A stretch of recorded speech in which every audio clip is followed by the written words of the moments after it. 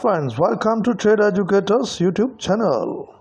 Friends, हमारे आज के इस वीडियो का मौजू होगा वेयर हाउस लॉजिस्टिक्स, जिसमें हम वेयर हाउस लॉजिस्टिक्स फंक्शंस और टाइप्स ऑफ वेयर हाउसेस के साथ साथ effective tips for better warehousing पर बात करेंगे। तो आइए डिस्कशन का आगाज़ करते हैं warehouse and warehouse logistics से। Definition of warehouse and warehouse logistics.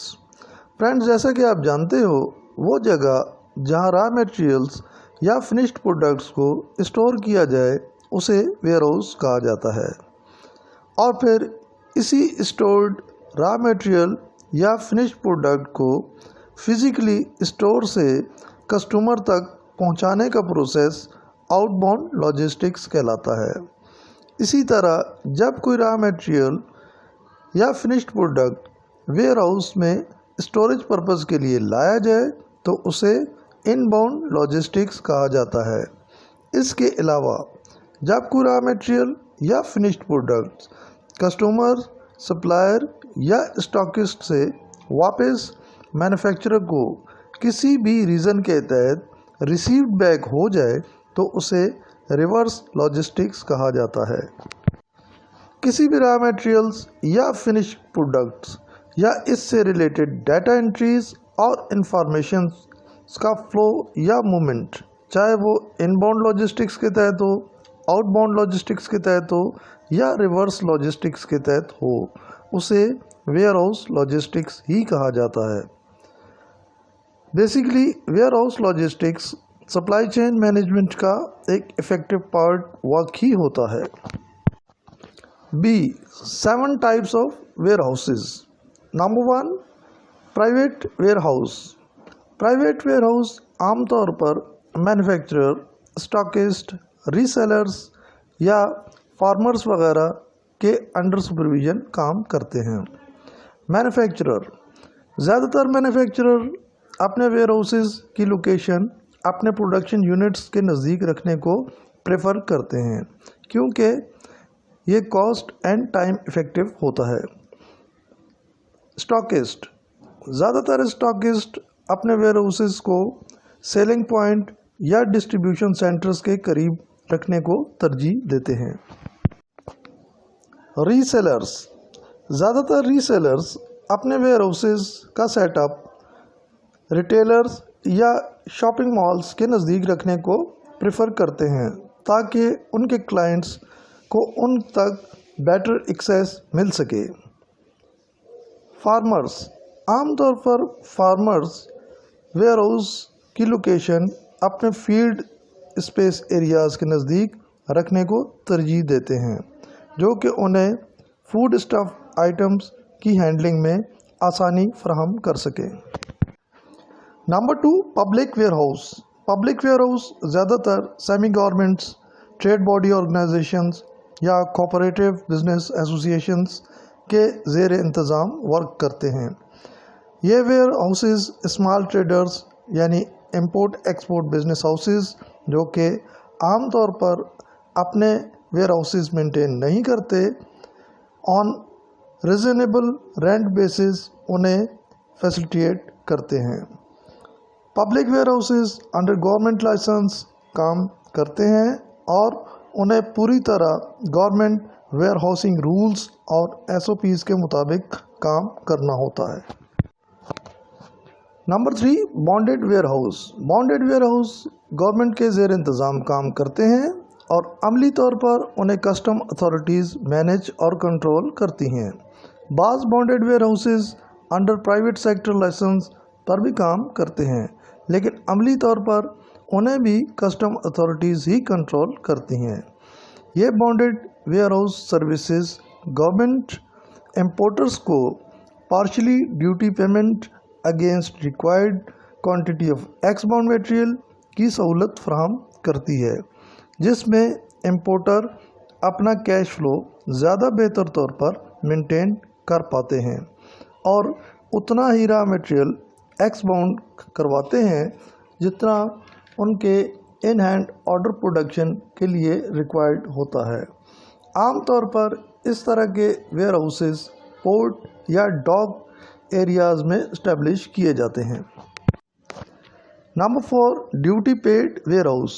जब इम्पोर्टर या ट्रेडर इम्पोर्ट ड्यूटी पे कर दे तो आमतौर पर वो अपना कार्गो अपने वेयर हाउस मुंतकिल करवा लेते हैं, लेकिन अगर इम्पोर्टर को फौरी तौर पर कार्गो पोर्ट पर ऑफलोड होते ही कोई लोकल कंज्यूमर क्लाइंट मिल जाए या इम्पोर्टर को यही इम्पोर्टेड कार्गो किसी थर्ड कंट्री में एक्सपोर्ट करना हो तो आमतौर पर इम्पोर्टर्स अपने ट्रांसपोर्टेशन और लेबर चार्जेस को सेव करने के लिए इस कार्गो को लोकल कंज्यूमर क्लाइंट से डील फाइनल होने तक या एक्सपोर्ट अरेंजमेंट्स मुकम्मल होने तक ड्यूटी पेड वेयर हाउस में रखवा देते हैं, जहां उन्हें सिर्फ रेंट चार्जेस जो कि बहुत लो टैरिफ होते हैं पे करने पड़ते हैं।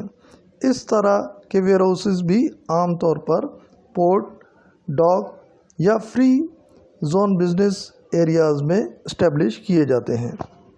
Number 5, government warehouse. जैसा कि नाम से जाहिर है, इस तरह के warehouses government owned, manage और कंट्रोल करती है, जो कि आमतौर पर सरप्लस फूड स्टॉक्स जो कि एक्सपोर्ट पर्पस या as a reserve stocks store करने के लिए मेंटेन किए जाते हैं। कुछ एशियन कंट्रीज़ स्पेशली इंडिया में इस तरह के वेयर हाउसेस बहुत कम रेंट चार्जेस पर जनरल ट्रेडर्स और फार्मर्स को फैसिलिटेट करने के लिए मेंटेन किए जाते हैं। Number 6, cooperative warehouse. Cooperative warehouse को आमतौर पर कोऑपरेटिव बिजनेस एसोसिएशंस या ट्रेड बॉडी ऑर्गेनाइजेशंस मैनेज और कंट्रोल करती हैं, जो कि ज़्यादातर अपने अलाइज या ग्रुप ऑफ कंपनीज़ को फैसिलिटेट करने के लिए इस्टेब्लिश किए जाते हैं। बाज़ औक़ात कई स्मॉल ट्रेडर्स मिलकर शेयरिंग बेसिस पर भी इस तरह के वेयर हाउसेस मैनेज और मेंटेन कर लेते हैं, जहां वो सिर्फ अपना कार्गो ही स्टोर करते हैं। Number 7, cold storage warehouse और डिस्ट्रीब्यूशन सेंटर। ये cold storage warehouse temperature maintain cargo storage के लिए बनाए जाते हैं, जहां आमतौर पर vegetables, fruits, dairy products, fish and meats को शॉर्ट टाइम के लिए स्टोर किया जाता है। यहाँ चूँकि मूवमेंट ऑफ गुड्स बहुत क्विक एंड फास्ट होता है, इसलिए उसे वेयर हाउस के बजाय डिस्ट्रीब्यूशन पॉइंट कहना ज़्यादा मुनासिब होगा। ये warehouses conventional warehousing system के बजाय आमतौर पर शॉर्ट पीरियड स्टोरेज प्रोसेस को फॉलो करते हैं।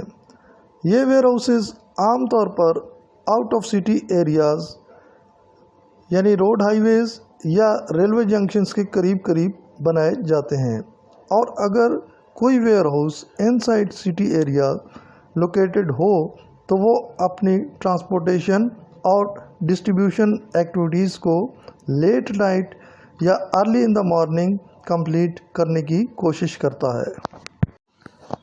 सी, tips for effective warehousing. Number 1, warehouse का इंतखाब हमेशा ऐसी लोकेशन को देखते हुए करना चाहिए जहां पर रोड, हाईवेज़ और रेलवे जंक्शंस ज़्यादा नज़दीक हों। इसके अलावा ट्रांसपोर्टेशन फैसिलिटीज़ में किसी तरह की कोई हर्डल्स या रुकावट पेश ना आए। फ्लोर प्लान्स को इन फ्यूचर एनहेंसमेंट की प्रोविजंस के साथ वर्कआउट कीजिए और उसी हिसाब से प्लेटफॉर्म्स, लोडिंग अनलोडिंग एरियाज़ को डिफ़ाइन कीजिए। नंबर 3, आपके वेयर हाउस को मशीनरी वाइज यानी सॉफ्टवेयर, सीसीटीवी प्रोग्राम्स से बेस्ट इक्विप्ड होना चाहिए ताकि आप हर तरह के रिकॉर्ड्स को मेंटेन और प्रॉपरली सेफ रख सको। नंबर 4, सही वक्त पर इन्वेंट्रीज की काउंटिंग और एंट्रीज को मेक श्योर कीजिए और हर प्रोडक्ट या मटेरियल की लोकेशंस प्रॉम्प्ट एक्सेस के लिए सिंप्लीफाई रखिए। नंबर 5, वेयर हाउसिंग स्टाफ का दीगर सप्लाई चेन डिपार्टमेंट से बेहतरीन कोऑर्डिनेशन आपकी परफॉर्मेंस को मज़ीद बेहतर कर देगा, इसलिए इस पर कंसंट्रेट कीजिए। नंबर 6, अपने स्टॉक पोजीशंस को स्ट्रिक्टली ओवरसी कीजिए और एक इफ़ेक्टिव वेयरहाउस मैनेजमेंट सिस्टम के तहत बर वक्त रीस्टॉक्स को मेक श्योर कीजिए। नंबर 7, डैमेज गुड्स या रिटर्न गुड्स को इफ़ेक्टिवली हैंडल कीजिए और उन्हें इन टाइम डिस्पोज ऑफ कीजिए, जिससे आपके वेयरहाउस स्पेसिंग इश्यूज भी रिजॉल्व रहेंगे। नंबर 8, प्रॉपर फ्यूमिगेशन या स्प्रे की मदद से कीड़े मकोड़ों का खात्मा यकीनी बनाइए, जो कि आपके रॉ मटेरियल्स या फिनिश गुड्स को डैमेज करने का बायस बन सकते हों। नंबर 9, सेफ्टी प्रिकॉशंस या SOPs को स्ट्रिक्टली फॉलो कीजिए ताकि मुमकिन हादसात में कमी की जा सके और अगर कोई नागहानी हादसा पेश आ जाए तो उसे प्रोफेशनली हैंडल कीजिए। फ्रेंड्स, उम्मीद है कि आपको ये video info daily practical job performing में मदद फराहम करेंगी और आप इनकी रोशनी में अपने काम को मज़ीद बेहतर तौर पर सरअंजाम दे सकेंगे। तो यहाँ इस वीडियो का अख्ताम करते हैं और मिलते हैं नेक्स्ट वीडियो में। अगर वीडियो अच्छी लगी हो तो लाइक सब्सक्राइब ज़रूर कीजिएगा, इससे मेरी हौसला अफजाई होगी। Keep joining, keep watching, thank you and thank you very much. God bless you, take care.